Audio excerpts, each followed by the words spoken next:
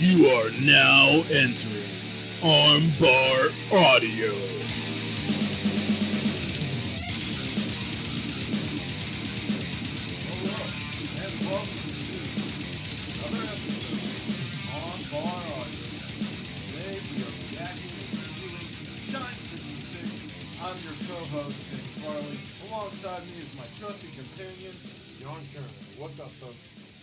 Yes, we sat down and had ourselves some women's wrestling to watch. I was pretty into it. What about you there, John? It was a very good show. I Yeah. enjoyed it top to bottom. A little slow to get going, but once the show really got going, it was nonstop. I agree. The first match, we had Dementia DeRose of the Cutie Pie Club. It's her, Kira Hogan, and Candy Cartwright, who's the leader, against Trish Adora.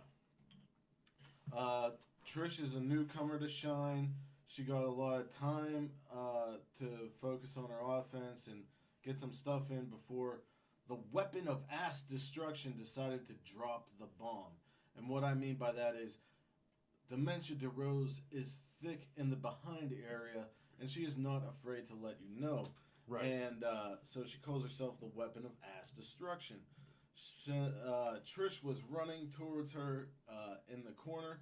She threw her up her legs in a head scissors and just dropped down. Dropped her ass on her chest and won. And I thought it was a good opener. You know, Right. gave a newcomer some time to shine, ha ha ha, and showed off one of their top mid carders. So, how did you feel about this match? I felt pretty much the same way you did. It was good. I like seeing. I like watching these shows with you. I like watching people that I don't know going in.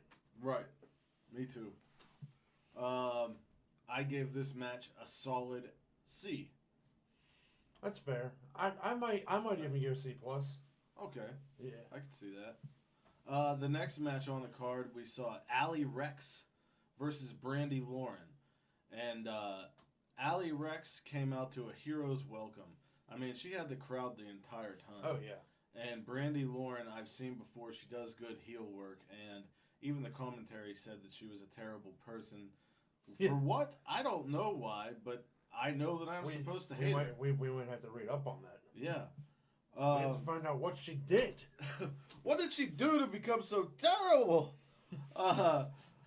So, anyway, this match was pretty good. Allie Rex had some nice, like, Matrix-like dodging, like Penelope Ford. Oh yeah. The only thing Allie did that I didn't like was her strikes didn't seem stiff enough, but she did some really cool stuff, like a reverse 619, and but Brandy hit this beautiful Arn Anderson like spine buster, and had Allie in the Rings of Saturn, Right. and she turned it over into a pin for an upset victory. So Allie Rex ended up winning the match.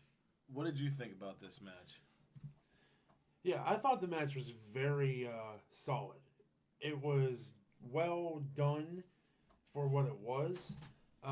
It was classic face versus heel match. Mm. I liked a lot of the face work I saw out of the Rex. I liked a lot of the heel work out of the other girl. I don't remember her name. Brandy Lauren. It was good stuff. And like you said, the commentary made it clear who was the face and who was the heel. Yes. Which is what you need for shows where a lot of people that watch aren't going to be familiar with everybody. I gave this match a B-. That's fair. I try to be fair in all things. Right down the middle. Right down the middle. Anyway, the next match was not right down the middle. It was a New York street fight. This was a rematch from Shine 54. Priscilla Kelly against the Wonder Woman of Wrestling, Santana Garrett. Priscilla fought off. At the beginning, Santana came out with a tag team known as Rainbow Bright of Luscious Latasha and Gabby Gilbert. They came out with all this regalia and unicorn sticks and such. And Yeah, the unicorn sticks I mentioned are actually from the game Fortnite, oh, there you go. which was hilarious to me. Shut up, Sexton. No, I'm just kidding. Anyway, I'm trying to provide a place for multiple fandoms to combine. come all ye nerds. Come on, you fandoms. Anyway, Santana came out with them, and right off the bat, Priscilla Kelly did a senton off the apron to them to try and take them out of the match early. They went into the crowd. Priscilla Kelly was hitting Santana with some major vicious headbutts. Yeah. Santana fought back. We got in the ring. There was a pile of chairs. Santana hit Priscilla with... Priscilla was on the top rope. Santana did a headstand, grabbed her by the head with her legs. It was like a Hurricane Rana. It was like a Hurricane Rana or a head scissors, but not exactly. It was interesting. And It was more like a Frankensteiner, but not done fast. right. And it was done into the pile of chairs. She did a DDT and a suplex into it for only a 2 count. Priscilla Kelly got some more offense in, and what happened was Santana ended up going for another DDT, but Priscilla Kelly rolled through and did a schoolgirl for the upset victory. But Rainbow Bright tells Santana not to stop, and Santana and Priscilla fight to the back. And meanwhile, while all this fighting's happening, Rainbow Bright's opponents, the Shine Tag Team Champions, the Twisted Sisters of Holly Dead and Thunder Rosa, came out and joined the fray. I was not able to watch this match, but John did. John, let the people know. By the way, I give this street fight a B. I think you said B plus. A solid B. Okay. Now, before I say anything, I love seeing Santana Garrett still getting in the ring and everything, because Santana Garrett is a veteran in the wrestling world. Yes. Absolutely. I think for a short time, was she not a trainer at the Performance Center? She did some stints at NXT. Okay. Probably as a trainer too. And I also wanted to say that it was nice to see Santana be a heel for once. She's never a heel, but you could tell she was like a snarky type of heel. Yeah. Not like a holier than thou, but almost kind of like that. Sort of like The Miz. Yeah. But kind of like you don't know if you're supposed to hate her, but you know you're supposed to hate her. Yeah. Like, it was interesting. It was very interesting, and I picked up on it, and I liked it a lot. So, like Tim said, the end of the street fight culminated in a brawl between Rainbow Bright and the Twisted Sisters, which actually led right into the next match, which was for the Shine Tag Team titles. Rainbow Bright, made up of, as Tim said, Luscious, Latasha, and Gabby Gilbert, were actually able to secure the titles for themselves. In their How this first happened match. was in their first match. How this happened was there was a lot of good tag team work. It was your run of the mill double team from this team, double team from that team, heel versus face.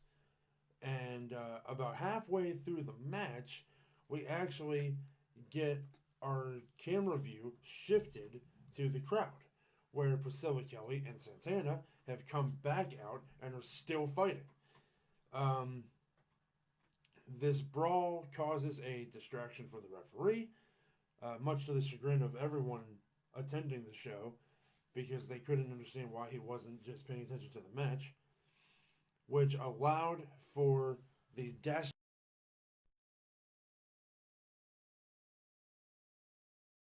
which is the only way I can describe them, as weapons against the Twisted Sisters in order to secure the Shine Tag Team titles. What a sad day for the Twisted Sisters. Now, for the match itself, I would also go solid B. Solid B? Yeah. All right. So, the next match, we saw the Nova Championship being defended when Asia Pereira with Ayala Fox went up against member of the Cutie Pie Club, Kiera Hogan, with Candy and Dementia DeRose at ringside. Now, it should be noted, Ayala Fox is a businesswoman and not a wrestler. Yes. Asia retained by choking Kiera out. There were many attempts for an underhanded win by the Cutie Pie Club with hitting Asia with the title, this and that, the other. But Ayala distracted the ref from the attempting pins. This was high speed and well done. And for my 2 cents, this was the best match up until this point. I gave it a B+. It was really good stuff. And after the match, we got another little interesting tidbit that at Shine 57, Aliyah, is that her name? Aliyah? Ayala Fox said that Ariel Monroe will be back. Yeah. Correct? Yeah. So the Ariel Monroe will be back. And she just verbally berated the Cutie Pie Club. The Cutie Pie Club for, I guess what had happened was they are the ones that took out our Ariel Monroe. And so Ayala Fox comes and says that if they want another shot, what she's going to do is she's going to make a tag team match for Shine 57, the Cutie Pie Club versus, what's their name? AAA versus Ariel Monroe and Asia Pereira. And if either of them can pin Asia Pereira, they will become the Shine Nova champion. You heard it out of his mouth, not mine. So because, anyway, like you said, Ayala Fox is a businesswoman and knows what's good for business. What's best for business? Best for business. Next, we had my favorite match on the show. Mine too. No holds barred. Team Pog is broken up. Team Fat Ass White Girls has been diminished because Jordan turned on Lufisto. So we have a no holds barred match. And as soon as Jordan Grace's music hit, she fell out of the entranceway with a and Lufisto tossed a garbage can. Yeah. This was hard hitting. This was a strong style match. This was a hardcore match. It had good wrestling in it. It went crazy whenever Jordan Grace body slammed a referee onto Lufisto. So a second referee comes down as people are chanting no holds barred, and Jordan Grace kicks him in the jewels. He falls down. Lufisto kicks him in the head. It's obvious these two women do not want anyone around them while they are going to tear each other apart. The entire locker room came down to stop them from continuing, and this feud is just getting started. I gave this match, even though it was a no contest, an A+ because the booking was great, the execution was great, the match inside the booking was great. So, there you go. Yeah, and it ended in a no contest, which again was much to the chagrin of everyone in attendance. Yes. As they continued the no holds barred chant. Right. I don't know. They're gonna have to put it in a steel cage. Yeah, do a cage. Has Shine done a cage match yet? I'm not as familiar. Okay, I'm not as either. some I'm not may either. be. But if not, perfect opportunity for the first one. I agree. So that leads us to the main event of the evening. Weighing in at pounds, Allison Kay. She's a champion. She's putting it on the line against blah blah blah blah blah Ivelisse. This match was everything you'd expect out of two really girls at the top of their game. Mm-hmm. You pointed out Allison Kay has lost weight. it is Yeah. absolutely like obvious. It's Yeah. absolutely obvious that she lost weight, and she didn't have to. But Yeah, she didn't have to. we're just saying. Yeah. That. We she saw. looks great, and she looks strong too. She's very much in fighting shape. Oh yeah. We saw a lot of good strikes out of Eva Lee. Some fast lucha type offense out of her. Allison Kay more with body slams and such. Allison Kay was just putting the boots to her for a good while. Allison Kay hit her with this move where she had her legs like that and slammed down like kind of like a pile driver, but it was from her back. Yeah. And got a 2 count, but then she got up and hit a discus lariat to retain her title. And the match was. I'd also give this match. I would give it an A. Yeah. Yeah. Very good stuff. So top to bottom, like we said, very good show. I would say that I would rate this show an 8 out of 10 or a B plus out of. Yeah, B plus. And I believe, I don't remember fully if I've seen a Shine show before. I think this may have been my first one. But even so. We may have covered one before. I know we've covered a Women of Wrestling show, and I know we've covered a Rise show, but I don't know that we've covered a Shine show. We didn't cover Women of Wrestling. We didn't? I thought we did. Just came out. Oh, okay. Oh, okay, then we've definitely covered Stardom. We just covered Stardom a couple weeks ago. Right. But anyway, fans of Lady Wrestling. Yeah, good stuff. We want to talk about every wrestling. All of it. Give me all the wrestlers. Give me it all.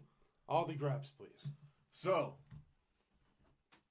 pretty soon, John and I are going to have a big announcement. And I don't know if we want to do it today. I don't think we should do it today until we get confirmation. No, we have to we have to lock it down. Yeah. It's locked down on our end. We'll see what happens. Whether it's on the next show or it's on social media, there is going to be a major announcement. But anything, John? Well, you are going to be starting your Impact coverage show soon. Yes. On Sundays. That's correct. I don't think you're not starting this week, right?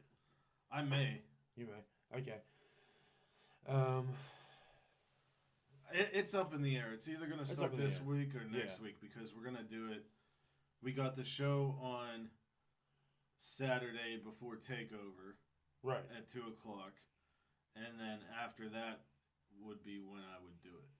So. Yeah, and of course, if you're watching this right when it came out, today being Wednesday, my weekly show would have started already as well. I'm going to be doing a WWE main roster recap every week where I cover the big stuff from Raw and SmackDown. Because I still love WWE. I'm never going to stop.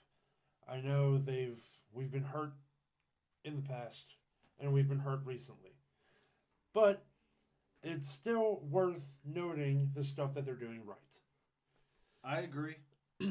And that's why I said, John, I want you to have a show. Yeah, and I will do that. Whether it's out before this is up, whether it's out now, might just live stream it. I don't know. But also, before you go into the outro, I wanted to say that also, very recently, I have started a gaming-related channel. If you go down to the description box, I will link the channel there. The name of the channel is Jay Kearns Gaming and More. There's only one video up so far, so if you search it, it's probably not going to come up. So I'm going to link it directly in the description. So please consider going and subscribing if you like gaming content. I'm going to be doing regular Let's Plays, live streams, and any other random ridiculousness I can come up with. Awesome. So, with that, Wherever you are in the world, whether it's morning, noon, or night, you have a great one, and peace and love to all of you.